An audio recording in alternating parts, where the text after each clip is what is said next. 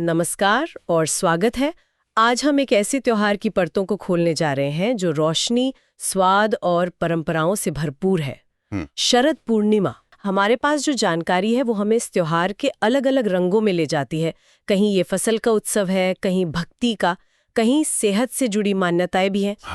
और हाँ, वो मशहूर खीर वाली रात भी, उसकी बात तो करनी ही है। बिल्कुल बिल्कुल। तो आज हम समझेंगे कि अश्विन महीने की ये पूर्णिमा, जो मॉनसून के जाने का संकेत भी है, आखिर इतनी खास क्यों है।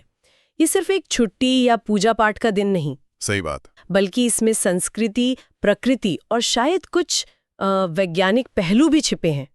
चलिए शुरू करते हैं इस खोज को। बिल्कुल। शरद पूर्णिमा, जिसे देखिए कई नामों से जाना जाता है, वो वाकई में भारतीय संस्कृति की विविधता और गहराई का एक अच्छा उदाहरण है। हाँ, इसमें लोक परंपराएं हैं, पौराणिक कथाएं हैं और स्वास्थ्य से जुड़े नुस्खे, मतलब सब एक साथ मिलते हैं। तो सबसे पहले इसे थोड़ा सा समझ लेते हैं। शरद पूर्णिमा को, जैसे आपने कहा, कई नाम हैं। कुमार पूर्णिमा, कोजागिरी पूर्णिमा या नवन्ना पूर्णिमा भी कहते हैं। हाँ। और मूल रूप से ये एक तरह का फसल उत्सव है ना, जब किसान अपनी नई फसल का स्वागत करते हैं। हाँ बिल्कुल, फसल उत्सव तो है ही। इस दिन पूजा का भी खास महत्व है। जानकारी के अनुसार राधा कृष्ण, शिव पार्वती, लक्ष्मी नारायण जैसे मतलब दिव्य जोड़ों की पूजा होती है। हाँ, दिव्य युगल। और जाहिर है चंद्रमा की पूजा तो केंद्र में है ही।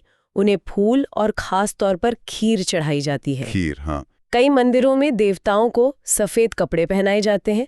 वो शायद चांदनी की सफेदी और पवित्रता का प्रतीक है। हाँ बिल्कुल, सफेद रंग का महत्व है।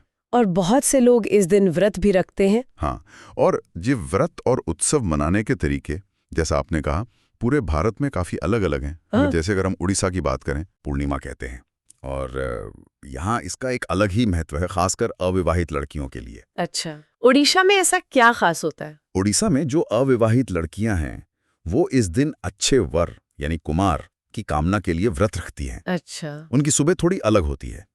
सूर्य उगने से पहले ही वो उठकर स्नान करती हैं और फिर सूर्यदेव की पूजा करती हैं। सूर्यदेव की? हाँ, एक खास रस्म होती है जिसमें वो नारियल के पत्ते से बनी एक छोटी टोकरी, जिसे कुला कहते हैं। कुला? हाँ, कुला। उसमें 7 तरह के फल, जैसे नारियल, केला, खीरा, सुपारी, गन्ना, अमरूद और भुना हुआ धान, जिसे वहाँ खई कहते हैं। खई? हाँ, खई। वो सब लेकर सूर्यदेव का स्वागत करती हैं। वाह! और व्रत कैसे खोला जाता है फिर? शाम को चांद निकलने पर पूजा होती है। तुलसी के पौधे के पास चंद्रमा की पूजा की जाती है और उन्हें वही भुना धान यानी खई, फल, दही और गुड़ मिलाकर बनाया गया एक खास भोग, जिसे चंदा भोग कहते हैं, वो चढ़ाया जाता है। इसी भोग को खाकर वो अपना व्रत तोड़ती हैं। इसके बाद रात भर जागने, चांदनी में खेलने और गीत गाने का रिवाज है। ये एक तरह से सामाजिक मेलजोल का भी अवसर बन जाता है। वाह, ये तो वाकई बहुत विस्तार से मनाया जाता है।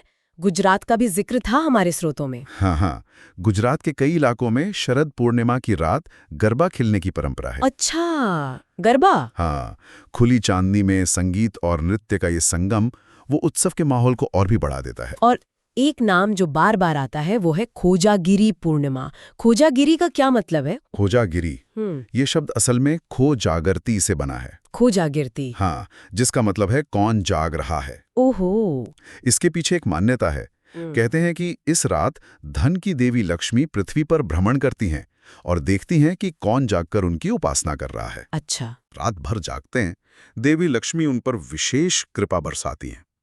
इसीलिए इसे कोजागरा व्रत भी कहते हैं। हाँ, कोजागरा व्रत। जिसमें लोग दिन भर उपवास रखकर रात में चांदनी में ही व्रत खोलते हैं और लक्ष्मी जी की पूजा करते हैं, और इसे देवी लक्ष्मी का जन्मदिन भी माना जाता है। जन्मदिन भी? ये तो नई बात पता चली। हाँ, दिलचस्प बात यह है कि इस दिन सिर्फ लक्ष्मी जी ही नहीं, बल्कि वर्षा के देवता इंद्रदेव। हाँ, इंद्र और उनके वाहन ऐरावत हाथी की भी पूजा की जाती है।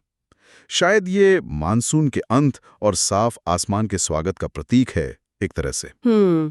ये तो हुई मान्यताओं और रीति रिवाजों की बात, लेकिन शरद पूर्णिमा से कुछ बेहद प्रसिद्ध पौराणिक कथाएं भी जुड़ी हैं, है ना?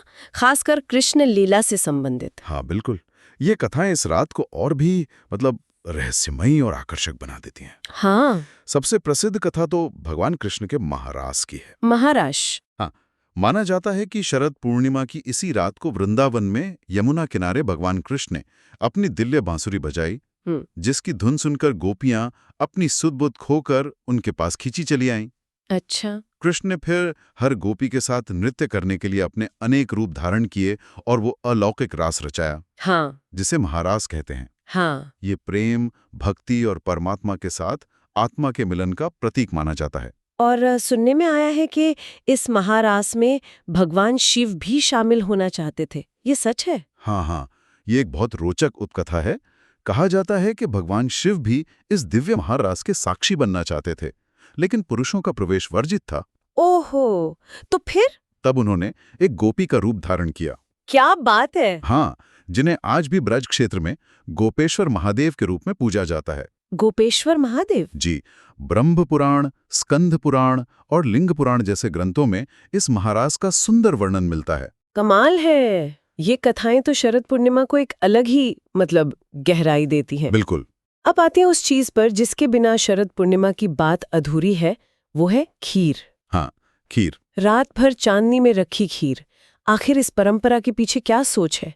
ये सिर्फ एक रिवाज है या कुछ और भी है? देखिए, इस खीर वाली परंपरा के पीछे पारंपरिक मान्यताएं और कुछ हद तक जिसे हम कह सकते हैं लोक विज्ञान, दोनों जुड़े हुए हैं। अच्छा। पहली बात तो यह है कि शरद पूर्णिमा के दिन चंद्रमा पृथ्वी के काफी करीब माना जाता है। हाँ। तो पारंपरिक सोच ये है कि इस वजह से उसकी किरणों में कुछ खास गुण आ जाते हैं जो सेहत के लिए फायदेमंद होते हैं। इन्हें अमृत तुल्य किरणें भी कहा गया है। अमृत तुल्य किरणें। और वैज्ञानिक दृष्टिकोण से इसे कैसे समझाया गया है? हमारे स्रोतों में क्या सच में चांद की किरणें खीर को बदल देती हैं? देखिए, स्रोतों में जो वैज्ञानिक तर्क दिया गया है वो कुछ इस तरह है। दूध में होता है लैक्टिक एसिड, हाँ, जो एक प्रकार का प्राकृतिक अम्ल होता है, और चावल में होता है स्टार्च। ठीक है।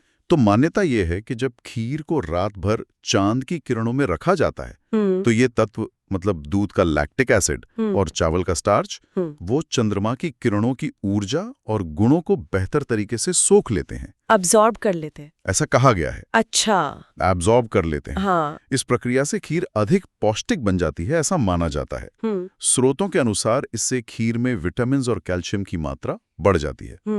हालांकि ये ध्यान रखना होगा कि आधुनिक विज्ञान शायद इस सीधे एब्जॉर्प्शन को प्रमाणित ना करें, लेकिन ये पारंपरिक समझ है जो सदियों से चली आ रही है। यानी स्वाद तो है ही, सेहत का पहलू भी जुड़ा है। कम से कम पारंपरिक नजरिए से तो यही लगता है। बिल्कुल। हमारे पास लाइब्रेट का एक स्रोत भी है जो कहता है कि ये खीर शरीर को ठंडक पहुंचाती है, गर्मी यानी पित्त को संतुलित करती है। पित्त दोष? हाँ, आयुर्वेद में पित्त दोष का मतलब अक्सर शरीर की बढ़ी हुई गर्मी, एसिडिटी या मेटाबॉलिज्म से जुड़ी समस्याओं से होता है। तो ये खीर उसे शांत करने में मददगार हो सकती है। अच्छा। साथ ही ये शरीर की रोग प्रतिरोधक क्षमता यानी इम्यूनिटी को भी बढ़ाने वाली मानी गई है। ये तो दिलचस्प है। क्या चंद्रमा की किरणों का सिर्फ खीर पर ही नहीं बल्कि सीधे हमारे शरीर और मन पर भी कोई असर माना जाता है?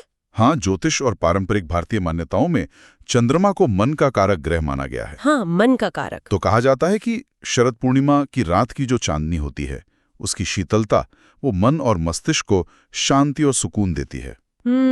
ये भी माना जाता है कि चंद्रमा की सकारात्मक ऊर्जा शरीर और मन दोनों को बल देती है, जिससे एक नई ताजगी और ऊर्जा महसूस होती है। क्या और भी ऐसी पारंपरिक प्रथाएं हैं जिनके पीछे कुछ वैज्ञानिक या स्वास्थ्य संबंधी तर्क दिए गए हैं, खीर के अलावा?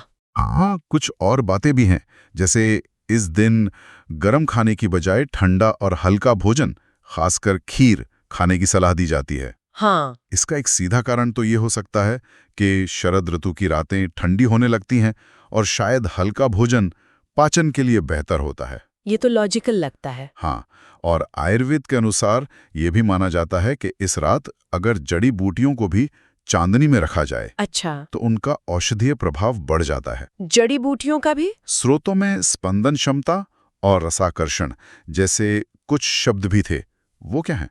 थोड़ा समझाएंगे? हाँ, वो थोड़े जटिल शब्द है। एक स्रोत में ये बताया गया है कि शरद पूर्णिमा पर औषधियों की स्पंदन क्षमता, वाइब्रेशनल कैपेसिटी ज्यादा होती है। स्पंदन क्षमता? हाँ, ये एक थोड़ा गूढ़ विचार है। शायद ये कहना चाह रहा है कि औषधियों की आंतरिक ऊर्जा इस रात ज्यादा सक्रिय होती है और रसाकर्षण, ऑस्मोसिस, एब्जॉर्प्शन का जिक्र भी है। हाँ, जिसका सरल मतलब है सोखने की प्रक्रिया। स्रोत कहता है कि जब औषधि के अंदर का पदार्थ गाढ़ा होता है तो बाहर से तरल सोखते समय कुछ खास ध्वनियां निकलती हैं, शायद आणविक स्तर पर। ये थोड़े तकनीकी विचार हैं जिन्हें शायद पारंपरिक वैद्य या विशेषज्ञ बेहतर समझा पाएं। हाँ, मतलब ये परंपराएं सिर्फ खाने पीने तक ही सीमित नहीं है, बल्कि औषधियों से भी जुड़ी हैं। बिल्कुल। स्रोतों में इतिहास या मिथकों से जुड़ा एक और जिक्र था, रावण के बारे में। वो क्या किस्सा है? हाँ, ये काफी रोचक किस्सा है जो सुनने को मिलता है। कहा जाता है कि लंका का राजा रावण शरद पूर्णिमा की रात को चंद्रमा की किरणों को खास तरह के दर्पणों यानी आईनों की मदद से इकट्ठा करके अपनी नाभि पर केंद्रित करता था। नाभि पर? क्यों? मान्यता थी कि ऐसा करने से उसे यौवन और शक्ति प्राप्त होती थी। अब ये ऐतिहासिक तथ्य है या पौराणिक कथा, कहना मुश्किल है। हाँ, ये तो है। लेकिन ये चांदनी की शक्ति में गहरे विश्वास को जरूर दिखाता है। और एक बात और कही गई है कि रात 10 से 12 बजे के बीच अगर कम कपड़ों में थोड़ी देर चांदनी में घूमा जाए तो शरीर को ऊर्जा मिलती है। इसके पीछे क्या तर्क दिया गया है? इसके पीछे कुछ ज्योतिषीय और ऊर्जा संबंधी तर्क दिए गए हैं, जैसे सोमचक्र, नक्षत्रीय चक्र और आश्विन मास का त्रिकोण। ये तो काफी टेक्निकल लग रहा है। हाँ, ये ज्योतिष और भारतीय कॉस्मोलॉजी के सिद्धांत हैं। मूल विचार यह है कि शरद ऋतु में प्रकृति ऊर्जा का संग्रह करती है जो बसंत में प्रकट होती है, और शरद पूर्णिमा की रात इस ऊर्जा को ग्रहण करने के लिए सबसे उत्तम मानी जाती है। और वो 10 से 12 का समय? हाँ, रात 10 से 12 बजे का समय शायद इसलिए खास माना गया क्योंकि तब चंद्रमा आकाश में अपनी पूरी ऊंचाई पर होता है, उसकी किरणें सबसे सीधी पड़ती होंगी। अच्छा। वापस खीर पर आते हैं तो ये जो दूध में लैक्टिक एसिड और चावल में स्टार्च वाली बात है, इसे विज्ञान की नजर से कैसे पक्का माना जाए? मतलब ये पारंपरिक विज्ञान है। देखिए, स्रोतों में इसे विज्ञान आधारित कहा गया है, लेकिन हाँ, इसे पारंपरिक विज्ञान या लोक विज्ञान समझना शायद ज्यादा सही होगा। ठीक है। तर्क ये दिया गया है कि दूध में प्राकृतिक रूप से लैक्टिक अम्ल होता है और साथ ही एक अमृत तत्व, शायद जीवन देने वाले या पोषण देने वाले गुणों का प्रतीक, वो होता है जो किरणों की शक्ति को ज्यादा सोखता है। और चावल में स्टार्च होने से ये प्रक्रिया और आसान हो जाती है। इसी पारंपरिक समझ के आधार पर ऋषि मुनियों ने रात में खीर खुले आसमान में रखने का विधान बनाया। तो ये एक स्थापित परंपरा है जिसके पीछे का विज्ञान इसी तर्क पर आधारित है, जैसा स्रोतों में बताया गया। और वो चांदी के बर्तन वाली बात? हाँ, एक और दिलचस्प बात जो शोधों के हवाले से कही गई है वो ये है कि खीर को चांदी के बर्तन में खाना ज्यादा फायदेमंद होता है। क्यों? चांदी की प्रतिरोधक क्षमता ज्यादा होती है, जिससे कीटाणु या विषाणु दूर रहते हैं, ऐसा माना जाता है। चांदी वैसे भी पारंपरिक रूप से शुद्ध और स्वास्थ्यवर्धक धातु मानी जाती है। हाँ, ये तो है। और एक छोटी सी हिदायत भी है, इस रात खीर में हल्दी नहीं डालनी चाहिए। हल्दी नहीं? क्यों? इसका कारण स्पष्ट नहीं है स्रोतों में, पर यह भी एक पारंपरिक नियम है। अच्छा, तो क्या वाकई लोगों को इस रात कुछ समय चांदनी में बिताना चाहिए, जैसा कि सुझाव दिया गया है? मतलब सिर्फ खीर खाना ही नहीं? हाँ, स्रोतों में ये सुझाव बिल्कुल दिया गया है कि शरद पूर्णिमा की रात हर किसी को कम से कम 30 मिनट चांदनी में जरूर रहना चाहिए। 30 मिनट? हाँ, जिसे चंद्र स्नान या मून बाथिंग भी कह सकते हैं आजकल, और उसके लिए रात 10 से 12 बजे का समय सबसे अच्छा माना गया है। अब देखिए, चाहे इसका कोई सीधा वैज्ञानिक असर हो या ना हो, लेकिन ठंडी शांत चांदनी रात में कुछ समय बिताना वो मानसिक शांति और सुकून तो दे ही सकता है, इसमें तो कोई शक नहीं। ये बात तो सही है। तो कुल मिलाकर हमने देखा कि शरद पूर्णिमा सिर्फ एक कैलेंडर का दिन नहीं है, ये फसल से जुड़ा है, इसमें गहरी भक्ति है और स्वास्थ्य से जुड़ी दिलचस्प मान्यताएं और प्रथाएं भी हैं। खासकर वो चांदनी में रखी खीर वाली परंपरा और उसके पीछे दिए गए कारण वाकई सोचने पर मजबूर करते हैं। बिल्कुल। तो इसका मतलब क्या निकाला जाए? क्या ये कि हमारे कई प्राचीन परंपराएं, जिन्हें हम आज सिर्फ रीति रिवाज समझते हैं, उनके पीछे कुछ व्यवहारिक या उस समय के ज्ञान पर आधारित कारण हो सकते हैं? हाँ, बिल्कुल हो सकते हैं। हो सकता है वो कारण आज के विज्ञान से पूरी तरह मेल ना खाते हों, पर उनका अपना एक तर्क और महत्व रहा होगा उस समय में। बिल्कुल। ये हमें याद दिलाता है कि प्रकृति के चक्र, जैसे चंद्रमा का घटना बढ़ना और हमारा स्वास्थ्य, ये सब आपस में कितने गहरे जुड़े हुए हैं। कम से कम हमारी पारंपरिक सोच में तो यही माना गया है। हाँ, ये उत्सव एक तरह से प्रकृति और इंसान के बीच के इसी संतुलन का जश्न है। सही कहा। और यहाँ एक विचार सोचने के लिए छोड़ा जा सकता है। हमने रावण वाले किस्से का जिक्र किया। हाँ, दर्पणों वाला। हाँ, जिसमें वो दर्पणों से चांदनी की शक्ति का उपयोग करता था। ये सुनने में भले ही काल्पनिक लगे, लेकिन क्या ये संभव है कि हमारी अन्य प्राचीन कथाओं या प्रथाओं में जिन्हें हम आज सिर्फ मिथक मानते हैं, उनमें भी प्रकृति की ऊर्जाओं को समझने और इस्तेमाल करने के ऐसे तरीके छिपे हों जिन्हें हम आज की वैज्ञानिक भाषा में समझ नहीं पाए हैं या कह लीजिए खोज नहीं पाए हैं। ये खुला सवाल है। बिल्कुल।